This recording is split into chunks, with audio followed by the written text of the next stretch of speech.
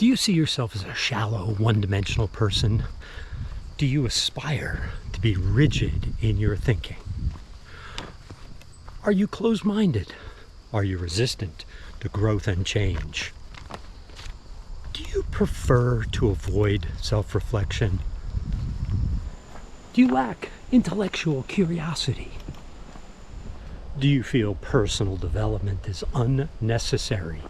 Do you prefer staying in your lane? Do you avoid new ideas? Do you resist learning from your mistakes? Do you avoid new opportunities?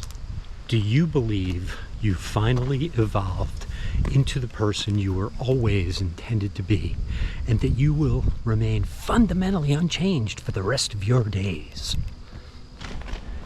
If your answers to those questions is yes, then the passion mindset is for you.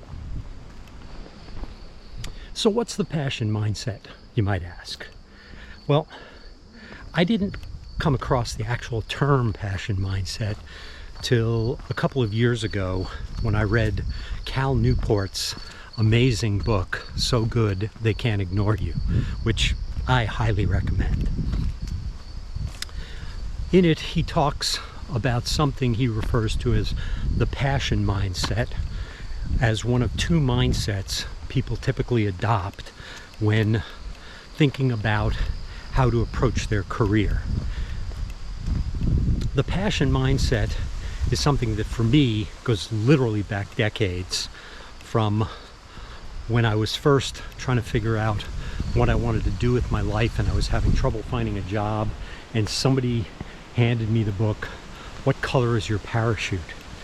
And it introduced me to the idea, which I was familiar with, that when thinking about what we want to do for a living, we shouldn't even approach it by thinking about how we can make a living, and we should think about finding out what our passion is first, finding out what it is that we are passionate about, and pursuing that as the end, with the idea that once you found something you're passionate about, you're going to love your job so much that even if you don't make a lot of money, you're going to have a great life.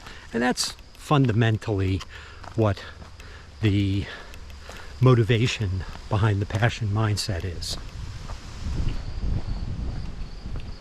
Now, if you get the idea that I don't think much of the passion mindset, you'd be absolutely correct. In fact, not only do I not think much of it, I think it's one of the most damaging and destructive approaches you can take to figuring out your life in general and your career in particular. The passion mindset assumes you're a one-dimensional person who has a single abiding passion that will guide the rest of your life. So it has to be a single passion because you're looking to build a career on it. And you can't build a career on multiple passions unless they're incredibly and luckily very, very related. It assumes you have a single passion and you don't expect to grow or change in any fundamental way in the future that might change what you're passionate about. It assumes that you know and you've seen enough of the world that you can say with certainty what that passion is, and you can be confident that you won't sometimes in the future find your quote unquote true passion. Simon Stoltzoff, in his book The Good Enough Job, outlines 5 characteristics that what he calls passion jobs tend to share. If you get one, you feel lucky to have it. They're generally jobs you're expected to be passionate about. It's not good enough to just go to work. It's not good enough to do a good job. You actually have to be passionate about your job. And it's expected that you are in them for the love, not the money. And that's key, because if your employer thinks you're doing something because you love it, they're almost doing you a favor. I mean, why do they need to pay you? And there's that expectation in many of these types of jobs. According to Stoltzoff, these jobs are incredibly competitive. Like I said a few minutes ago, they're jobs everybody wants. There's a lot of people who are qualified for these jobs, and they're, relatively speaking, just not a lot of them. And finally, according to Stoltzoff, not surprisingly, they're generally low paid. So if you're going to go in to one of the passion jobs, as he calls them, you better be prepared to kind of live the life of a pauper. And maybe that's perfectly fine for you. But if you haven't done a deep dive into who you are and what's important to you, if you haven't engaged in what I call radical self-discovery, then you may not know who you're going to be 5 years from now. You may be making a big mistake. The bottom line is, if you want to pursue a passion job, there's two things you need to accept going in. One we just covered, which is you're not going to make a lot of money. Now, there are exceptions, of course. You're probably not one of them. The second is, if you're going into a passion job, you better be prepared to be abused and poorly treated, because unfortunately, taking advantage of people in passion jobs is extremely widespread. Sociologist Erin Seck, I think that's how you pronounce it, her last name I believe is C-E-C-H, has extensively studied this, as well as a number of other people, noting that people in passion jobs are often given demeaning tasks. They're asked to work incredibly long hours for free, oftentimes, and in general, they are just treated badly because they're supposed to be in it for the love, not the money. If people are willing to pay you a lot of money and treat you well in your job, it probably means one of two things. Either the job is really sucky and really dangerous, or the job requires some valuable skills that take a long time and a lot of effort to acquire. If your passion is neurosurgery, you're probably all right. Neurosurgeons are required to go to 14 to 16 years of college, and they require a lot of skill. But when you have a brain tumor, you're willing to pay just about anything to get the good person to take care of it right. But if you're looking just for somebody to strum their guitar in the corner of your pub, you might be willing to settle for the guy who's willing to do it just to market a few CDs. So, what even is a passion? I mean, what rises to the level of being a passion? Can it be something that I just like? How much do I have to like it before it becomes a passion? Even if you do have a passion, trout fishing, for example, does that mean that trout fishing is the only thing you're allowed to consider as you think about your future, as you plan your career? I don't know, it just doesn't seem right. What if I don't have a passion? What if I have more than one? What if my passions change with the seasons? What if I grow bored of my passions? Am I allowed to pick new ones? How about 5 years from now? 10, 15, 20, 30? Is there ever a time I'm allowed to pick a new passion? Does that mean I have to change my whole career? Here's the problem. The things that you are passionate about and convinced you'll be passionate about for the rest of your life are different when you're 8 than when you're 18, or than when you're 28, or 48 or 68. Okay, here's perhaps the biggest problem with following your passion is it's externally motivated rather than internally motivated. It's about finding something out there, something outside of you, rather than building something inside of you. It's about finding something that you like right now, in the present, and not about learning who you are and what's important to you, and then designing a life around those fundamental personal values. Seeking your passion short circuits self-discovery. It's actually fundamentally closed-minded, and because we feel a need to identify that passion, because we really can't move on with our life until we do, there's an urgency to it. It causes us to seize onto things that may not even be that important to us. And because we have a tendency to seize onto things, people who seek their passion are much more susceptible to the grass is greener mentality. Looking around and saying, ooh, maybe that's it over there. Because fundamentally, what they chose was chosen quickly and without a lot of depth of thought. The saddest and most ironic effect of following your passion can be in those intrepid few who really try and stick with it. Those intrepid few who stick with it year after year, maybe decade after decade, struggling to figure out a way how they can earn a living with their passion.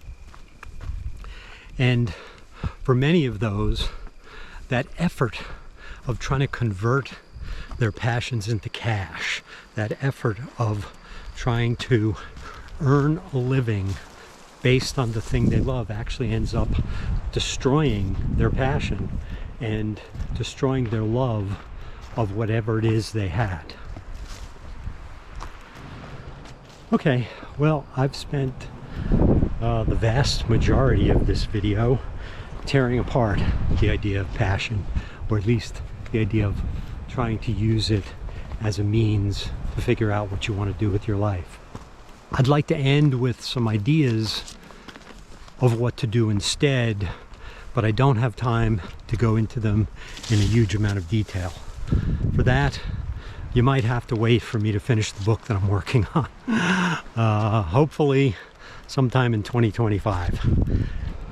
So my book is about abandoning passion as a means of figuring out your life. And it's also about replacing it with two things. One is what I call radical self-discovery. And then the second is designing a life that satisfies the things that are truly important to you, some of which will clearly have to do with your job and career, but others might have to do with your family, others might have to do with your free time, how much free time you have.